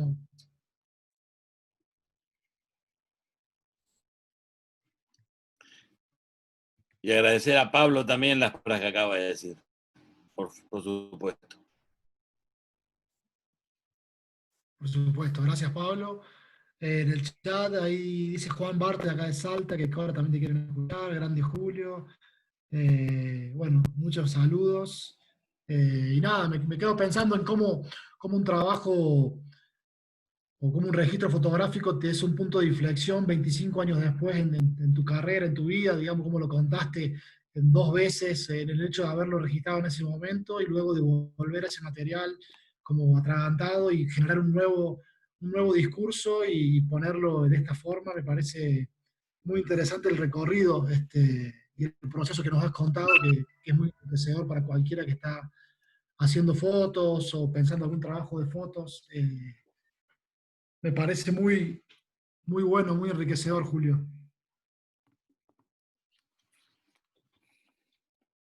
Ahí pregunta Nani Encalada si tenés pensado plasmar este trabajo en un libro.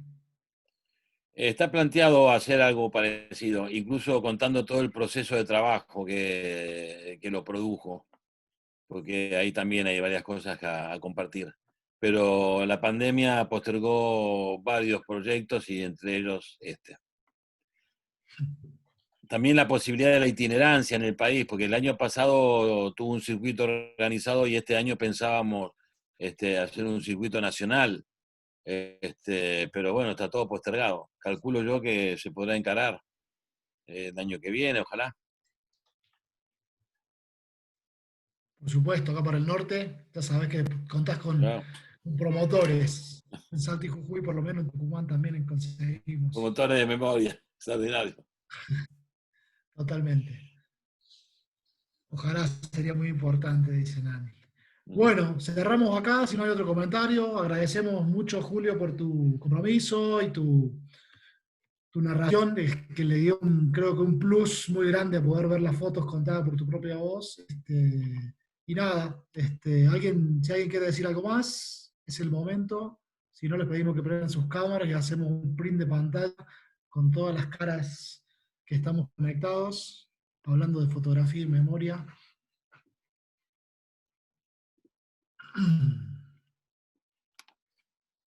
Ahí van prendiendo las cámaras algunos. Quizás no lo sepan, pero tenemos amigos que nos están mirando desde México, desde Oaxaca y desde Saludos. Ecuador, si no me equivoco. Yolanda, ¿estás por ahí?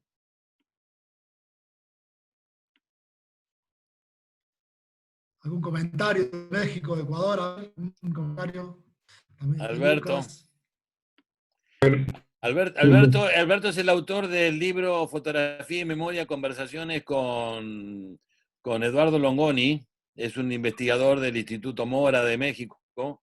Y en el libro, fiel a su estilo de trabajo e investigación, incluye las voces de muchos actores en los temas que investiga, y está relatado con lujo de detalles ese encuentro que yo tuve con Eduardo, ahí en el momento en que yo le estoy entregando los rollos. Está su propia mirada y la mía y su propia conclusión como investigador. Así que me parece pertinente, Alberto, que nos digas algo. Claro. No, bueno, si me escuchan todos, sí. Nada, pues, un gran privilegio para mí estarlos escuchando, escuchar a Julio, a Cora, uno siempre aprende de lo que están diciendo. Yo me quedaría simplemente con esta idea de lo importante que es darle rostro a la tragedia, darle rostro a estas historias de vida que siguen siendo muy impactantes después de 25 años. Y cómo desde México esto cobra un relieve también muy, muy, muy importante, ¿no? Es decir, yo me quedé pensando un poco en lo que decía Julio, ¿no? Y Cora, en torno a la impunidad, la importancia que tiene este tipo de trabajo fotográfico. Yo estoy convencido de lo que comentaba Julio. Desde México al menos es como muy claro. Es decir, si no hubiese prevalecido toda la impunidad que hemos vivido en México, con masacres tan terribles como las del 2 de octubre en Tlatelolco en 1968, o las de los grupos paramilitares en 1971, si no hubiese prevalecido esa impunidad, no hubiésemos tenido que lamentar todo el baño de sangre que ha venido después. De manera que ahí creo que el trabajo de los fotógrafos, ¿no? Con el perfil que tiene Julio, para activar esa memoria, ha sido fundamental. Y por último, para darle también, cuando hablamos de las memorias, yo estoy totalmente de acuerdo con lo que planteaba Cora. Creo que siempre hay una disputa por las memorias, y las memorias nunca son homogéneas. Creo que también aquí está una gran parte de la riqueza de estas historias de vida que nos propone Julio. Hay una gran diversidad, ¿no? Inclusive dentro de un mismo sector. Entonces, gracias por todo esto, querido Julio. Agradezco mucho tu trabajo y bueno, sabes que todo esto es muy valorado desde la gente que trabajamos esto, desde la perspectiva de México, que buscamos este contacto latinoamericano. Gracias a todos, a todas. Ha sido un privilegio estar aquí con ustedes esta tarde. Muchas gracias, Alberto, por las palabras.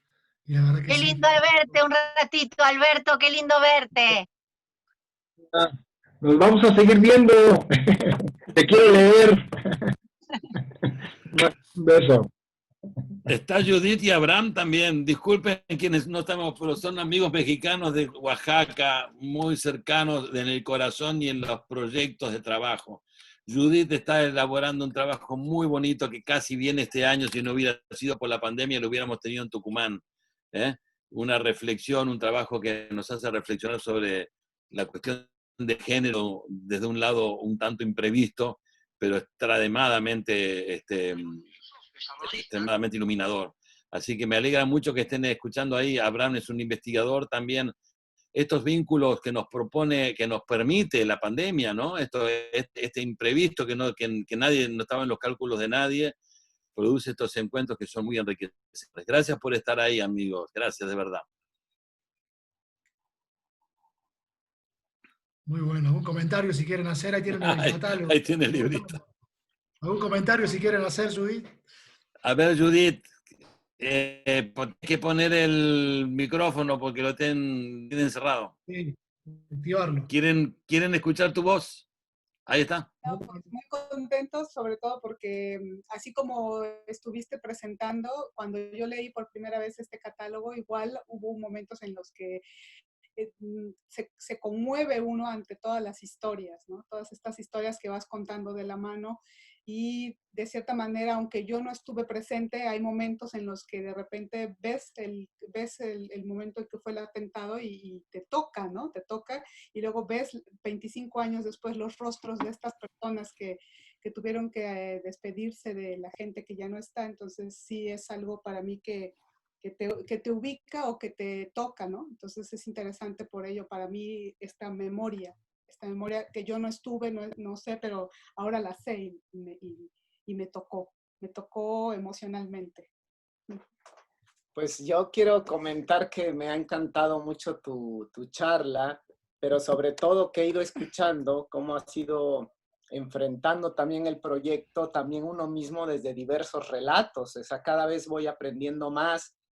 Tuvimos el gusto de recibir tu obsequio maravilloso y fue muy conmovedor este catálogo, pero ahora que te escucho, veo que cada vez más se va recreando y transformando, también un poco profundizando. Digamos, todos sabemos que una edición también es un universo acotado, es un universo finito, y una edición también pues es una versión de la memoria que nosotros queremos plasmar en ese trabajo, en esa publicación.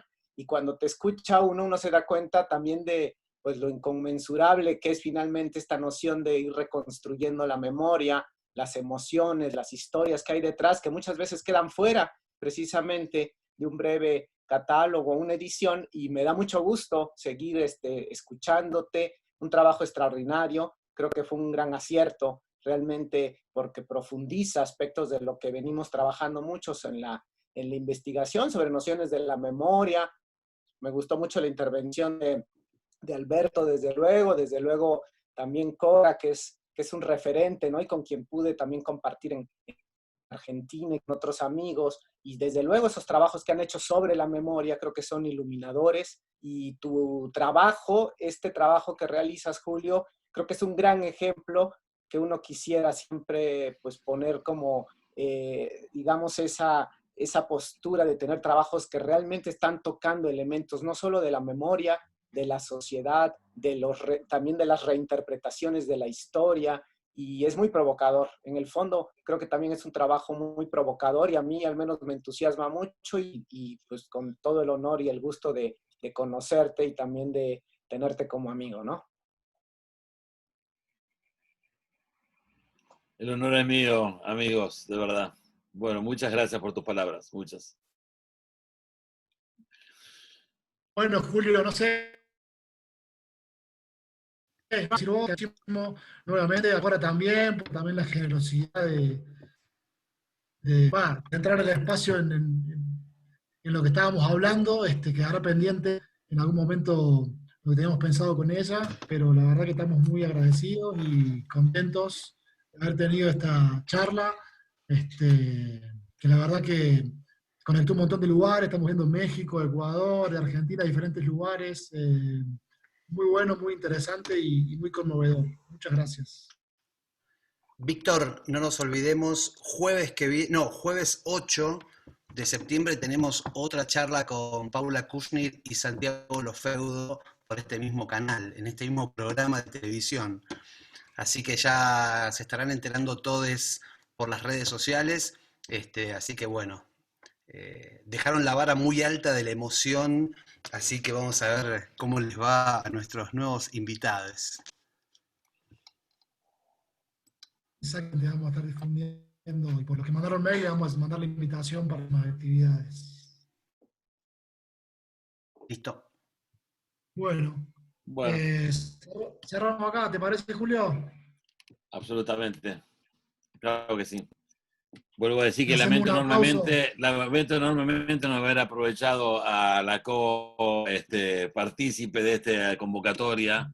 Creo que nos estamos perdiendo algo en la voz de Cora, así que los invito a que alguna vez recreen un nuevo espacio para que podamos aprovecharla. ¿Mm? Las cosas se llevan así, pero bueno, la idea era otra, era que compartamos el uso del espacio. Por Ahorita. supuesto que sí. Por supuesto que sí. Hacemos un aplauso virtual para despedirnos y agradecer a todos y a Julio. Okay. Un abrazo. Salió bárbaro, Julio. Beso a todos y a todas. Abrazos. Chao, chao. Nos vemos. Chao. Chao, Julio. Cariños y gracias por participar. Nos vemos la próxima. Saludos a todos. Chao, chao, chao.